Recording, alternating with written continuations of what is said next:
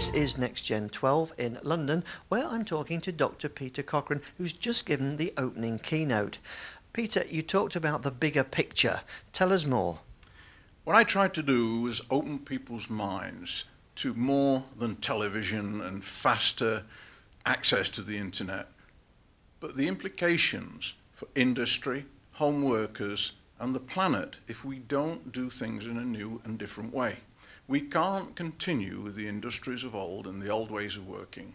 So I highlighted where the next industrial revolution will come from, and broadly speaking, that is at the juncture of nano, bio, info tech, and artificial intelligence.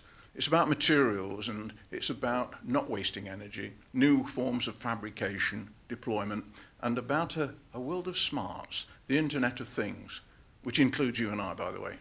Yeah, I mean, it seemed like it was space fiction becoming fact in some of the examples that you gave in health and learning, like a whole new industrial revolution. It's on the way, and the reason I know it's on the way is I work a lot in Southeast Asia, who are now leading the world along with America. And the UK is really on the back foot. We're still trying to preserve a healthcare system that was okay in the previous century. It isn't going to work in this next one, and we're doing the same with education. Education isn't learning.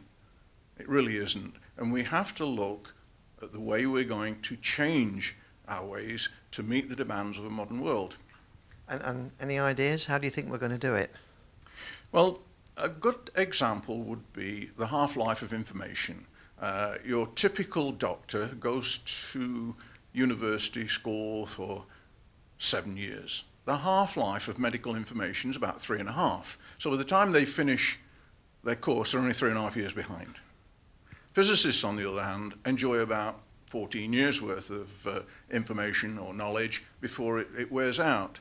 And overall, for mankind, the average is about 4.5 years. Now that means that your education isn't something that you do, done and dusted, forget about it. It's something that you do all your life. And it's got to be on your demand, wherever you happen to be, when you need it. And the only way you can do that is with an online world that's fast. Yeah, now fast is the key. Do you think the technology of the networks can keep up with this insatiable demand we're finding? Optical fibre can do everything that we need into the foreseeable future. Copper is a dead duck, period. And people who are doing silly things like fibre to the cabinet are going to rue the day. It's going to cost them a fortune. I had a conversation with the CFO of a telco recently. He was very upset that his energy bill is going up and up and up. Well, what a surprise. They're ramping down the energy in the switch sites, but they're deploying cabinets all over the place at 2 kilowatts apiece. Well, they're also tying a knot in the optical fibre in terms of the bandwidth. It makes no sense at all. You must be incredibly excited, though, as you go around the world with your background in telecoms, to see the potential that we now have in our grasp almost. Just a week ago, I was in a conference of 600 people. We had put a gigabit into the room. We'd got lots of Wi-Fi around the room.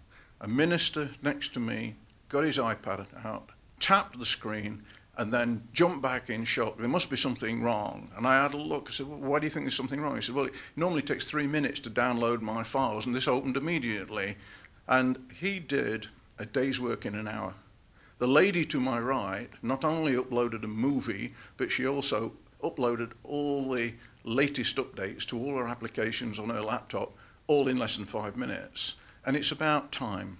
It's about being capable wherever you are. Peter, it's been a fantastic session this morning, and thanks for sharing some time with us at NextGen TV. My pleasure.